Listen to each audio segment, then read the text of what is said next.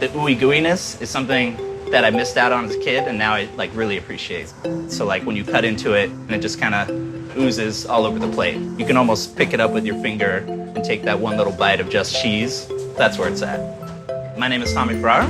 Today we are going to be making 2 types of grilled cheese. One sort of classic American, and then an elevated one with Genoa salami, arugula, roasted peppers, and sheep's milk cheese.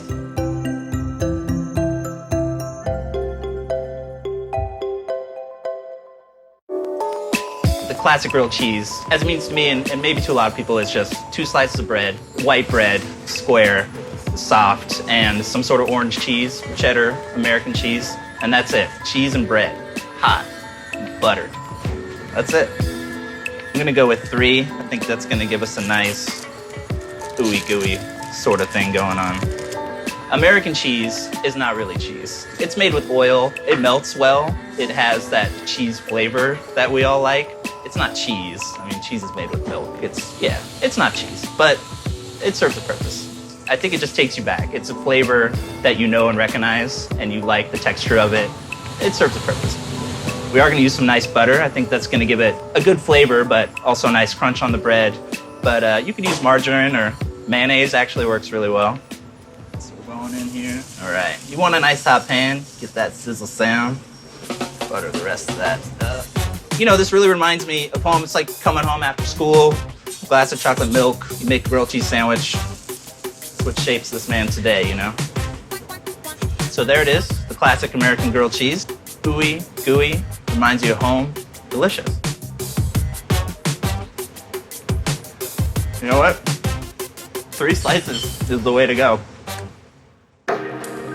So now we're going to make an upscale grilled cheese, an elevated grilled cheese sandwich. Something maybe you can't just slap together, but it's pretty easy. You can find these ingredients anywhere, and it's a meal, you know what I mean? It's not a snack.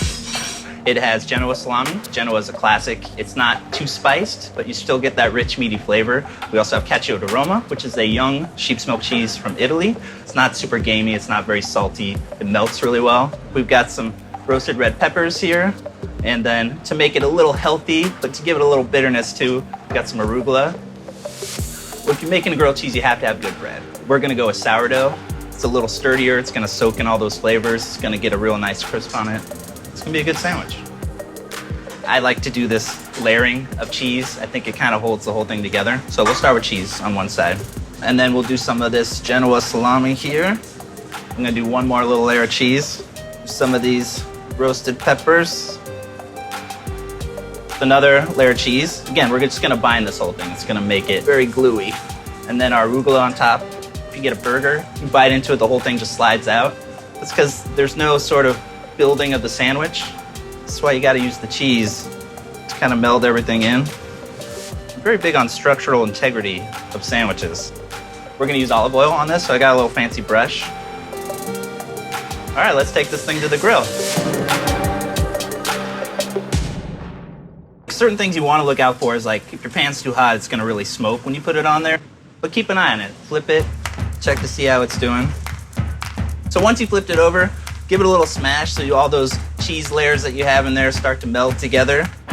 If you do happen to have a panini press or like one of those boxer's grills, it makes it a lot easier to make a grilled cheese sandwich. In a pan is cool. I think you get nice grill marks when you're using a panini press. You know, it's a very even distribution of heat. Yeah, so you hear that crunch? That's from the olive oil. You can see it's not oozing apart or pulling of cheese like you get with like this American cheese one, and that's fine. This thing has a depth of flavor. The cheese inside is melted, it's gooey, but it's also melded in with the salami and the bread, all assembled in under a minute, right on the grill. Just as easy, 20 times better.